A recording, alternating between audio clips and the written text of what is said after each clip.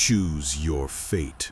Death by the searing kiss of a sun that has turned Los Angeles to ash, or death by the cold, rotting hands of a monster breathing in the shadows. It is the summer of 1985. The city of angels is burning. Temperatures are breaking records, but it wasn't the heat that made people sweat. It was the fear. Imagine lying in your bed, sweating, suffocating. You want to open the window just an inch to let a breeze in, but you don't, because you know he is out there. Unlike other predators who hunt in the dark, this one didn't care about patterns. He was a phantom. One night, a quiet suburb, the next, a busy downtown apartment. He didn't just kill, he lingered. Survivors spoke of a smell, a vile mixture of unwashed sweat, rotting teeth, and old leather.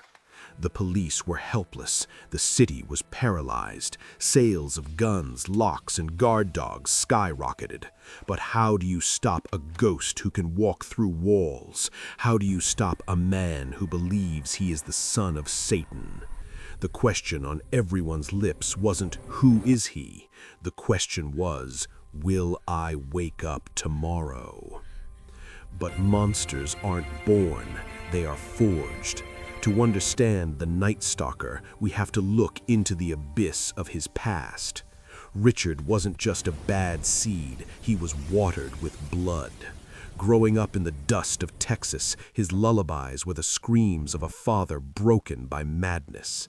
But the true architect of his insanity was his cousin, Miguel, a Green Beret who returned from Vietnam not with medals, but with a collection of Polaroids, photos of torture, photos of death. While other kids were watching cartoons, Richard was studying the anatomy of mutilation. Miguel taught him that human life is cheap, that pain is art. He began to sleep in cemeteries. He wanted to feel the cold of the grave. He wanted to be a vampire.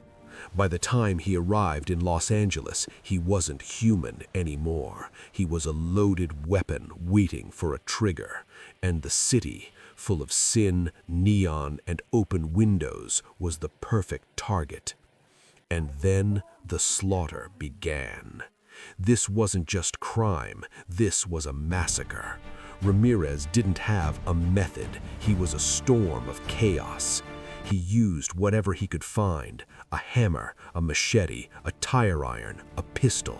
He didn't just want to end lives, he wanted to steal souls. He would stand over his victims' beds, staring at them with eyes that looked like black holes. He forced them to look at him. He whispered to them. He made them swear allegiance to his master. Swear to Satan, he would scream, his voice cracking with hysteria. He drew pentagrams on the walls using the very blood of the people who lived there. He turned family homes into altars of worship for the devil.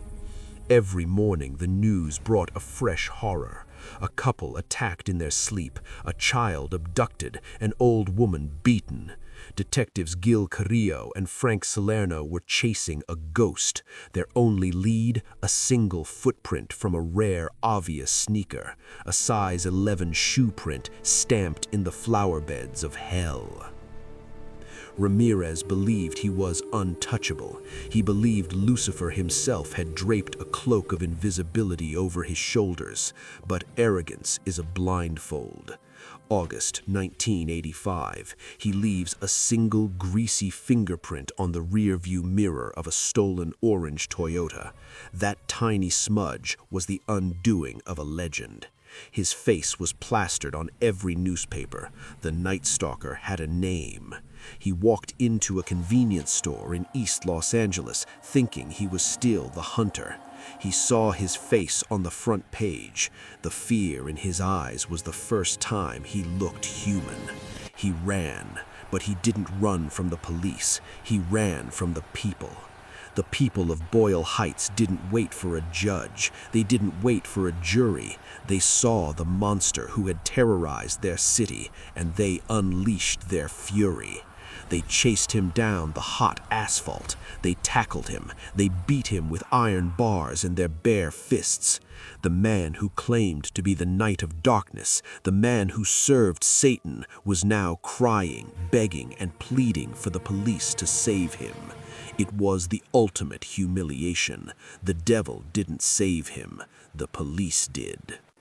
His trial was a spectacle of evil. He hissed at the jury. He flashed the pentagram on his palm. He laughed at the death sentence. "See you in Disneyland," he mocked, but he never made it to the chamber. He died a pathetic death, rotting away from cancer in a hospital bed.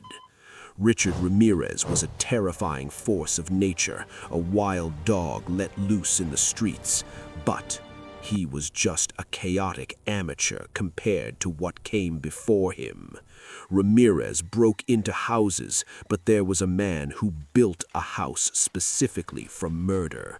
A man who wasn't a wild dog, but a cold, calculating architect. A man who designed gas chambers, greased chutes, and soundproof vaults disguised as a hotel.